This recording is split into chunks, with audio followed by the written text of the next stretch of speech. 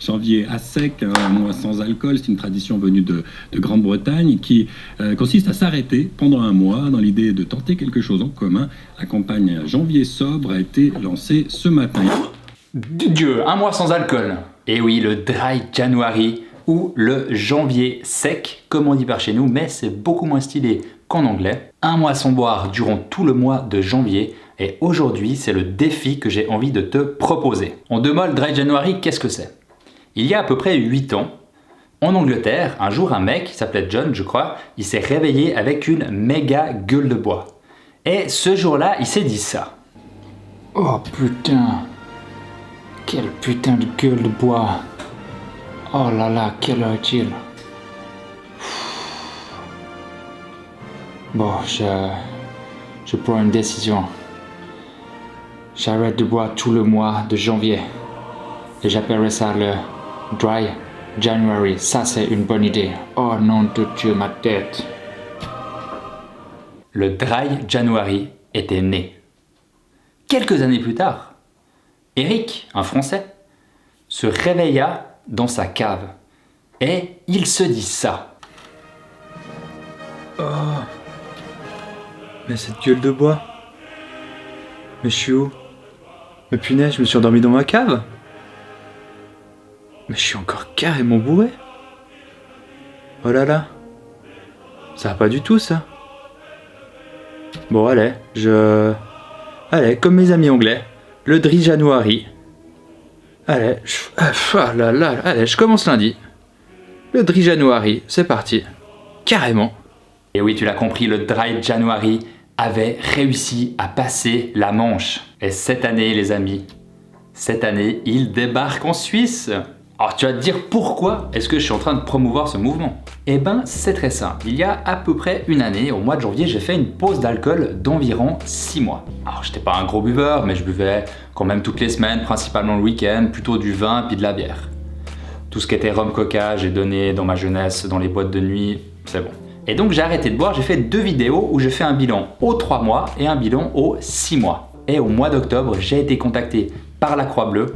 La Croix-Bleue, qu'est-ce que c'est? C'est une association à but non lucratif qui est là pour aider les personnes ayant des problèmes avec l'alcool et pour aider également leurs proches. Et donc ils ont vu la vidéo des 3 mois et m'ont proposé de participer pour promouvoir le Dry January en Suisse cette année. Et au-delà de ses frontières, car l'alcool n'a pas de frontières, le Dry January non plus.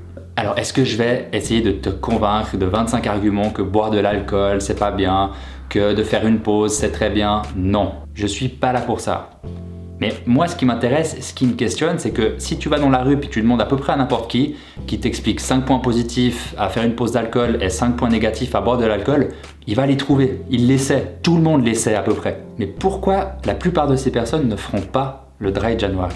Au fond, on sait que l'alcool ça fait grossir, que ça coûte plus cher que de l'eau ou un coca, ça peut amener à des comportements négatifs pas désirés comme de la violence, se mettre en danger sur la route, etc. Tout le monde le sait. On sait tous aussi que quand tu bois pas, t'as pas de gueule de bois, tu peux profiter de ton samedi et ton dimanche matin, ça te pousse dans un truc plutôt positif. Mais là j'invente rien, mais pourtant beaucoup de personnes ne veulent pas essayer. Et ma question aujourd'hui c'est pourquoi? Est-ce que tu as besoin de boire pour faire la fête? Est-ce que tu as besoin de boire pour parler à des gens que tu ne connais pas? Est-ce que quand tu commences à boire, tu n'arrives pas à t'arrêter? Est-ce que tu as lié l'alcool à certaines activités que tu ne te verrais pas faire autrement? Bien évidemment, la réponse est différente pour chaque personne. Mais je pense qu'il faut commencer par là, commencer par se poser ces questions face à soi-même de façon honnête. Alors moi aujourd'hui, je te propose un défi. Fais avec moi, fais avec nous ce putain de Dry January. Prouve-toi que tu peux passer d'alcool pendant un mois. C'est trop facile pour toi? Bah vas-y mon gars, montre-nous. Et avec ta participation, peut-être que tu aideras des gens pour qui c'est plus difficile. Trop dur pour toi? Un échec d'avance. Mais mec ou meuf, tu sais que si tu fais déjà 3 semaines, 2 semaines, voire une semaine, c'est déjà une superbe réussite. Le vrai échec, c'est de ne pas essayer. C'est pas d'arrêter au bout de 10 jours. Et si tu ne le fais pas, sois honnête avec toi-même et demande-toi pourquoi. Je vous mets en descriptif de cette vidéo tous les liens utiles pour participer au Dry January. Je vous donne rendez-vous en commentaire de cette vidéo le 1er janvier. J'espère qu'on va faire péter le score de personnes qui vont participer au Dry January en Suisse. D'ici là, prends soin de toi et c'est pas parce que t'arrêtes de boire le 1er janvier qu'il faut boire le 31 pour un mois. Je connais ces techniques, petit malin. Allez, à bientôt, ciao. Tu peux aussi faire un don à la Croix Bleue. Tu trouveras le lien en descriptif de cette vidéo. Surtout si tu participes pas, va faire un don au moins.